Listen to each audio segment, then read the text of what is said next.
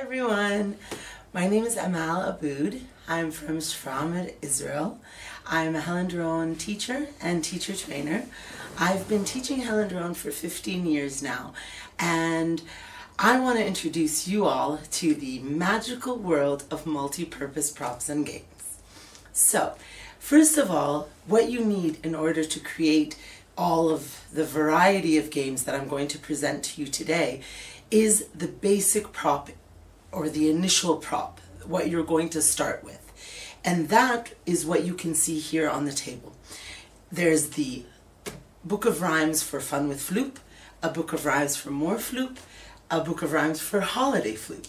There's also the Polly Reads and Writes Big Book, and there's another book, a multi-purpose book for It's a Baby Dragon. This idea you can actually apply as well to Jump with Joey and More Jump with Joey. It is really very convenient and helpful. So let me show you. Basically, just like in the Book of Rhymes and in the instructions for the Book of Rhymes, you have many images that you download and you put into the book. What I've added are the downloadable flashcards because I also wanted to be able to reuse those cards over and over again. This really helps me organize my learning center. It helps me organize the props. It helps me get ready for my lessons. I know that a lot of us use the downloads and we have them in bags or folders, which is brilliant. A lot of the games that are in the downloads can't be made into multi-purpose props. However, some can, and this is what I'm also going to show you today. So we have many images that you've already been instructed to put into the Book of Rhymes or in any of the different books, but you have the additional images, as I've said, as well.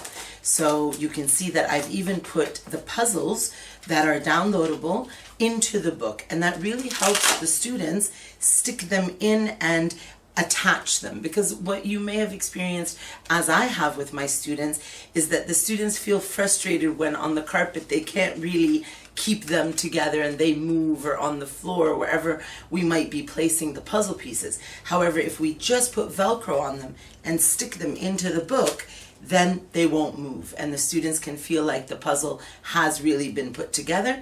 And here you can see I've matched the puzzles to the different numerals that the students are also learning at the same time. Okay, now what is the concept of the multi-purpose prop? The most important thing is that you have a system. The system needs to work using Velcro. What I've done is I've put the soft Velcro on everything that comes out of the book. And all of the other props that I'm going to show you that are the initial multi-purpose props, they are with the rough Velcro. Okay, so let me show you an example. As I showed you here, the picture has the soft Velcro, and you can see the plates, for example, which I'll talk about in a little bit, have the rough Velcro. Just like each and every book has the rough Velcro, and the rest of the props I'll show you all have rough Velcro on them. Whether you decide to turn it around and use rough Velcro on the images and soft Velcro on the other props, it's up to you. I really just created the system like this, and you just have to maintain. I chose to do it this way. You can choose to flip it around. It really doesn't make a difference, but it is extremely important that you have a system, otherwise the props will not be multi-purpose. Great. So as you can see, there are many images in each of the books. What you can do with this initial prop, in addition again to what we already do, when the book is in front of the students, you can teach the vocabulary using the book. You can also ask them, where is the phone, where's the whistle, show me, and they can show you the different pictures.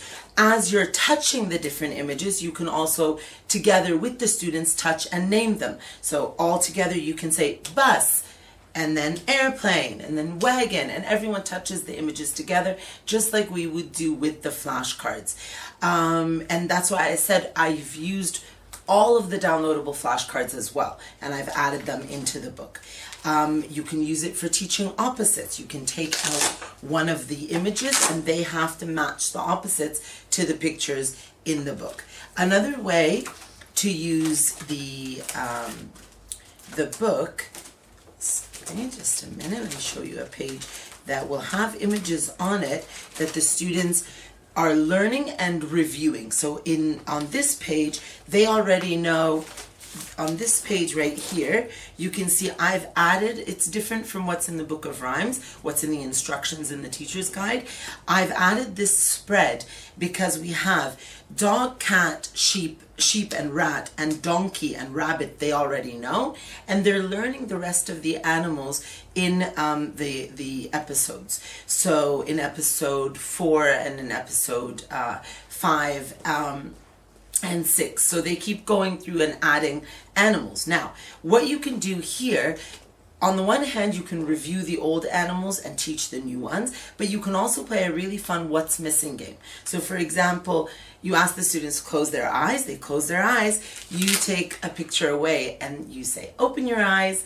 Everyone opens their eyes and you ask what's missing. And it really is very fast. It's very convenient. Obviously, this spread in particular might have too many images for a younger group. But again, because they know so many of these animals, only a few of them are the newer animals that they're learning. And that's what you will have to teach. And those are the ones you might want to practice what's missing with. Okay, brilliant. So another really fun activity for the students is to sing the song while using the book of rhymes. So what I've done here is I've taken the downloadable flashcards for the colors song for Fun with Flute, and what the students do is each student chooses a picture and they take them off. They have to name them. Blue is the sky, or the sky is blue. The cherry is red, or they can simply say cherry as depending on the level of your students and their age. And then while you're singing the song, with the song you can sing blue is the sky and you place it. Red is the cherry, you place it. Whatever student has that image places it in the book. Yellow is the sun, and you place that in. And so every student has an image. You have to make sure you have enough images. That's why I have 2 cherries here. Every student can get one image, and as we're singing the song together, we can place them. This, of course, isn't instead of the gorgeous song movements that we all love to do. This is in addition to. It's just a different way of singing the songs with the students and really getting them to interact with you instead of the song movements, or in addition, sorry, to the song movements. Brilliant. So now, all of the different activities and all the questions that we elicit while showing our students or while playing with our students with flashcards or any of the images in the Book of Rhymes, we can apply to this maybe more full Book of Rhymes. It really is a lot more full because it has a lot more images than what is in the teacher's guide. Obviously, you don't have to add the extra images that I've added. I did that just to organize myself and my life so that when I teach, I can have all the images in front of me and I don't have to look through all the bags and all the little folders. It's just all here. And you'll see how easy it becomes when you use the multi-purpose props themselves, because this is still the initial prop. We haven't used the other props. I want to give you a quick look at the other books that I have real quick before we get into the multi-purpose props. So this, for example, is more flute, hence the orange color. And you can see that I've, again, just taken the images that are downloads or even the initial flashcards. I've taken the downloadable flashcards and that's what I've put in here.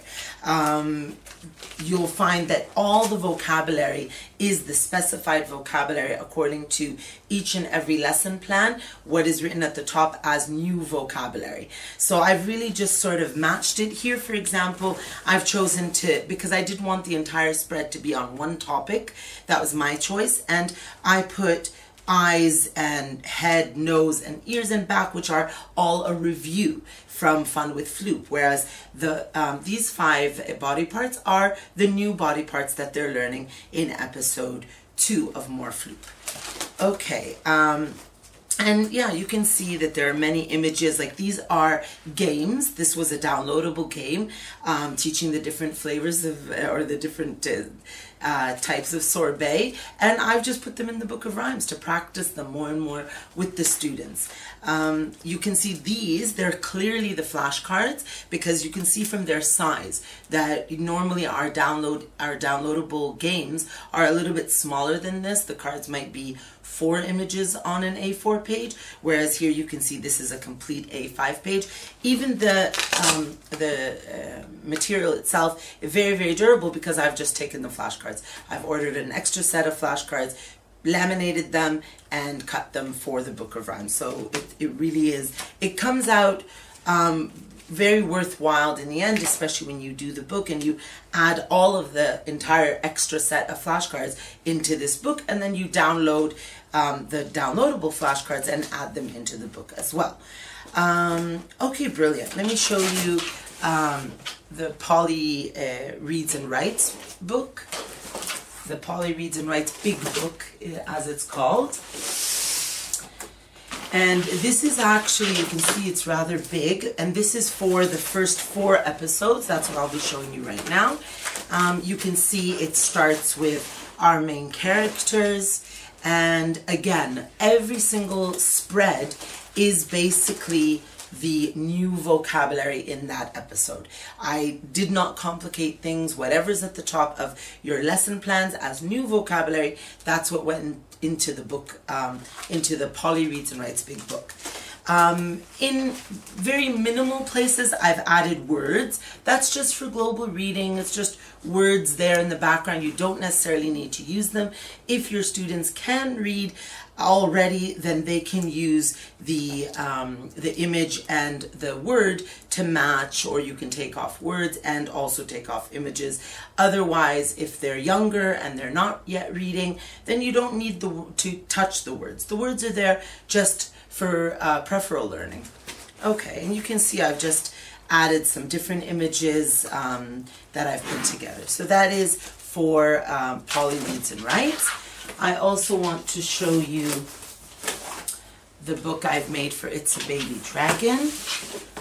Okay, so that's for It's a Baby Dragon. Some of the images have fallen off. And again, you can see they're very large images, because I have taken the flashcards once again and printed them. However, you all know that on the portal you can download the images for It's a Baby Dragon, which are the same images as Diddy Yellow. And you can download the images and print them and use them for your book, for your big book. I don't really have a name for it. It's just the It's a Baby Dragon Big Book. And again, I've done the same thing with the puzzles, because I faced the same issue with my little ones, that they really wanted the puzzle to stay put together. And if it's on the floor, it moves. So let me show you what I mean. So if it's like this, it can move. It just slides possibly on the carpet. But once you stick it, it doesn't really move anymore. And that really pleased my little ones. So so I decided to do it throughout. You can also notice that I've color encoded the outlines in More Floop, and even in Floop for certain pages, and especially for Polly Reads and Writes. I haven't done that everywhere, because the older the students get, the more important it is for them to also recognize the silhouette and the shape, and you don't necessarily need to color encode it, because it could get too easy. You do want them to try to, or you do want to challenge them to try to figure out where the pictures belong, without giving them such a clear hint of all the colors. And you can see here I've used different colors, 4 different colors for each page, so that it is very clear. Because if you just remove these 2, the students are young and they might not really recognize which of these images goes where. Giving them the clue or the hint of color encoding them using a very prominent color in each of the images really, really helps them. I've seen it with my own students. Okay, oops, sorry, some of the pages I've decided to rearrange. Now, the good thing about changing pages, or if you've made any mistakes in any particular pages, is that you can actually erase from laminated paper. You can erase with acetone or nail polish remover. It erases the permanent marker. So that's a helpful tip on if you make mistakes or if you decide to change a page like I've done over there. So this is a very basic page for the colors. Here, obviously, you could use the downloadable flashcards or images of paint blotches or paint brushes we also have, or crayons. Throughout all of our programs we have many color flashcards that we could print or just, you know, order an extra set and cut up. But I've chosen not to do that because you can find a lot of really fun tactile materials for colors. I mean, they're very colorful, and wherever there's colors, you'll notice I've used this shiny glittery material because it's fun, and in other places I've used other types of materials for colors. You can obviously do that. I'm not going to start drawing other images on different types of paper because that's too time consuming, and the whole purpose of the magic world of multi-purpose props and games is to make it simpler for us and a lot more fun. So here I've just chosen to replace the color flashcards in each of my books with different materials. Again, that's a choice. You don't need to. You can use the downloadable images and print them. Another advantage of putting this book together for It's a Baby Dragon was that you can add all the extra images and all the extra vocabulary that is specified in the teacher's guide, like the names of the trees, for example. Okay, oh, there's a banana missing. So the names of the trees and which fruit they produce. So things like that that you don't necessarily have in the episodes, you can really very clearly show the students using this very fun book. While we're on the topic of colors, I do want to show you what I've done as a different texture for colors, just while it's still fresh in our mind.